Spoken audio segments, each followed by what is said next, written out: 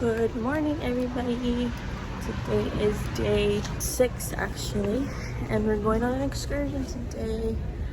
We're going like snorkeling, paddleboarding, and kayaking. Look at all the lounge chairs and all the stuff have little animals on them. I'm gonna just grab a quick bite to eat, and then we have to meet at 6:30. I'm so tired.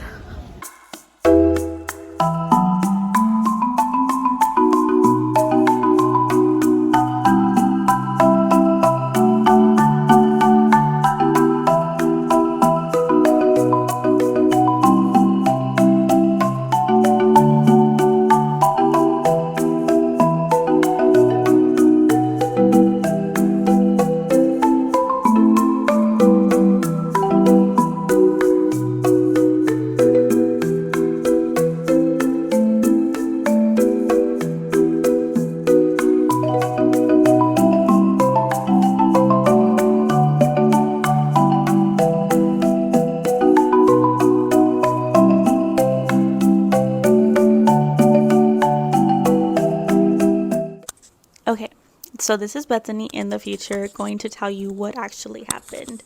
So my family and I usually, when we go on cruises, we go with Carnival. We have done 5 of them so far. And when we do excursions, we always do it through Carnival because there's like an insurance policy where if something happens while you're in the excursion, like there was a delay, the boat will wait for you because you booked it through Carnival. Other than that, the boat will leave you.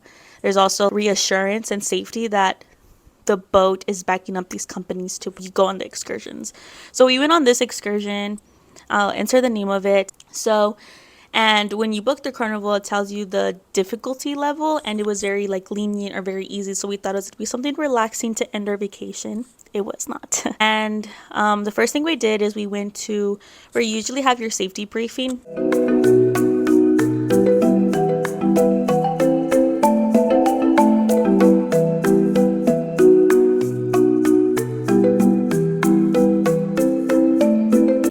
They didn't do one actually.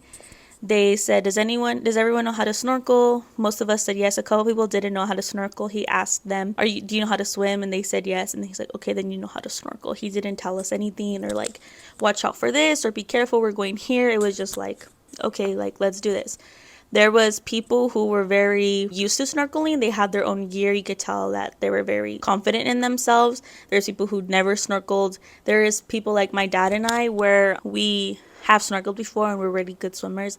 I consider myself a very strong swimmer, and my dad's a very good swimmer, and he had been swimming every single day up to our vacation to prepare for this trip. After the safety briefing, we walk onto a speedboat and we go a certain part of the ocean.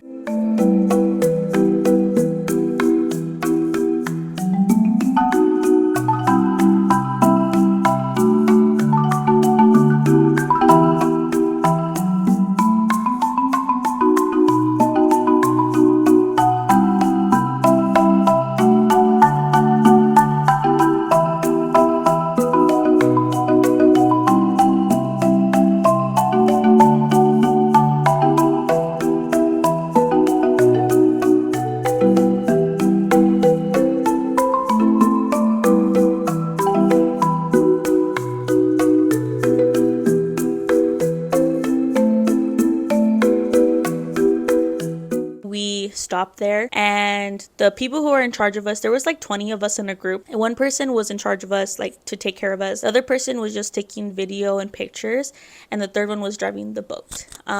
None of them had communication with each other. There was no whistles, there was no reflective gear, there was no radios. I've seen radios that they put in waterproof bags just in case, and they didn't do anything. Nothing distinguished them from other people who were there or who later arrived. Different parties, different excursions. I think we were there ahead of time or the other boat was late that had our activities, and that's why we got off the boat and the guy was like, he's like, okay, follow me.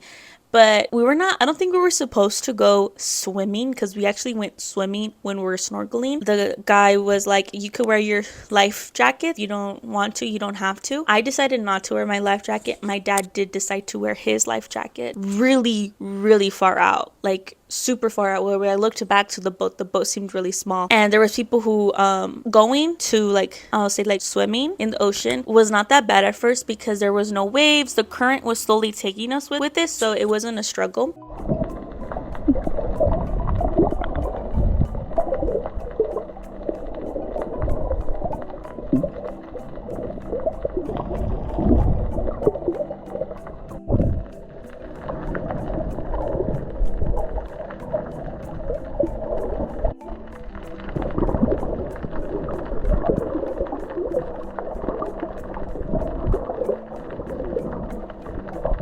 And then all of a sudden we felt like a shift where the waves started becoming really like choppy. They were like, they would throw you like this kind of, and they started getting a little high, and a lot of people were tired. So the guy was like, okay, gather around, but we're all spread out, our heads are in the water snorkeling. He couldn't grab our attention. It was impossible. We were in the ocean. He was like, okay, I see some of you guys are really tired, let's take a break. But you can't take a break in the ocean because you would have to be treading the water where you're like against this, and here's the water, and so you're swimming, your feet are kicking, and if people don't know how to tread, that's very tiring on the body. And we have fins, and if you don't know how to use fins, that's also very straining on your thighs and your calves. I also forgot to mention that before this, the guide and the guy who's taking pictures were talking to each other in Spanish, and one of them said, hey, the waves are starting to pick up, let's go back, or we should gather everyone so we could go back. And that's when they stopped us and told us to go back to the boat. So everyone was kind of tired already, so he's like, okay, let's go back to the boat. That's where the boat that we came on was, where the activities they had arrived. But at this point there was other different excursions who were there, and so me and a lot of people actually swam to the wrong boat because we were following a guy and we didn't know who our guide was. He didn't have anything distinguishable about him.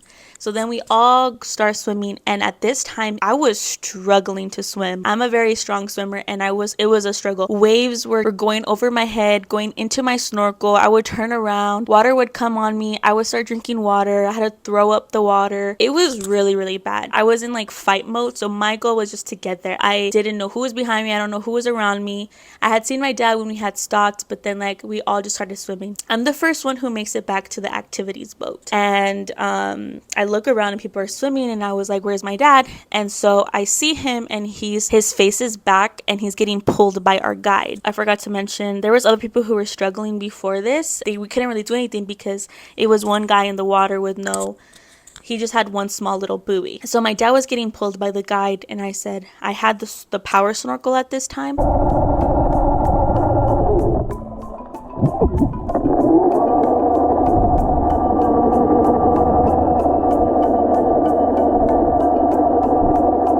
And I said, Dad, what happened? And he was like, he couldn't say anything. He was just went like that. And I was like, what happened? He said, I'm like, do you want to use this? And when it wasn't strong, but it was better than nothing, right? And he was like, he just went like that, and he went like, and then the guide had the audacity to tell me, where were you? And I was like, what? First of all, he doesn't know that I was struggling too, you know? I was able to make it to the boat, but I was struggling too. I was drinking water, I was exhausted, and he has the audacity to say, where were you? Like, that's my job to take care of the people in our group. No. Then he's like trying to get guy in the boat. He's trying to get his attention. He had been trying to get his attention for a while. And finally, when he's almost there, the guy in the boat notices him, and then he drives to where they are, which is just a little like while because they're almost there. And my dad gets on the boat and he sits down. I stay because I don't know what really happened. But later, when I got back on the boat, my dad was like, listen to my chest, and I could hear water in his chest. So what had happened was swallowing a lot of water, because even I swallowed a lot of water, but it was going into his snorkel. He didn't know what to do. He kind of panicked, so he was drinking a lot of water. He was like trying to say help, like help me, but no one was around.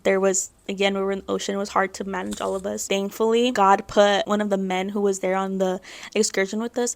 He noticed my dad, and he was like, okay, take off your snorkel, turn back. I'm going to pull you. Just move your hands if you can. And so finally, that man saved my dad. And then he got the attention of the guide by telling other people, hey, when you get over there, tell him we need help. So when people finally got over there and they were struggling themselves, the guide went to go help my dad. My dad said that he already saw like death near. He thought he was gonna die. He said that if it wouldn't have been for the man, that he would have been dead Like, it was really bad. He almost drowned. There was a lot of negligence, I think, that happened. There was no safety briefing. There was no safety once we were in the water. There was only one guy taking care of all of us in the middle of an ocean. There was no radio. There was no whistle. The boat, the guy who was driving the boat was obviously not keeping an eye on us either, because he would have been there faster to help not only my dad but other people who needed help. Almost everyone didn't do the activities. I think maybe just 5 of us did the activities that we were supposed to besides snorkeling.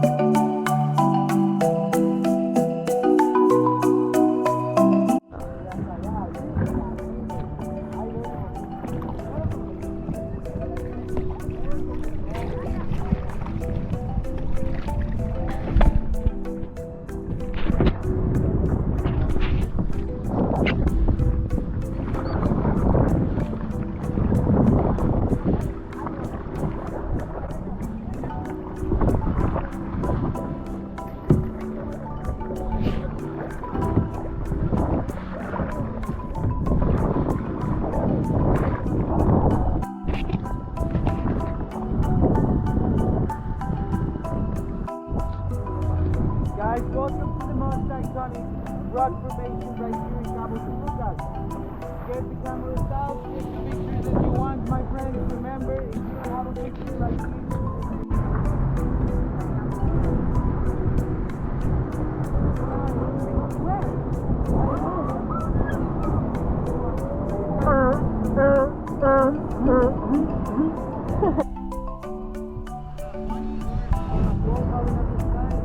or the accurate shape.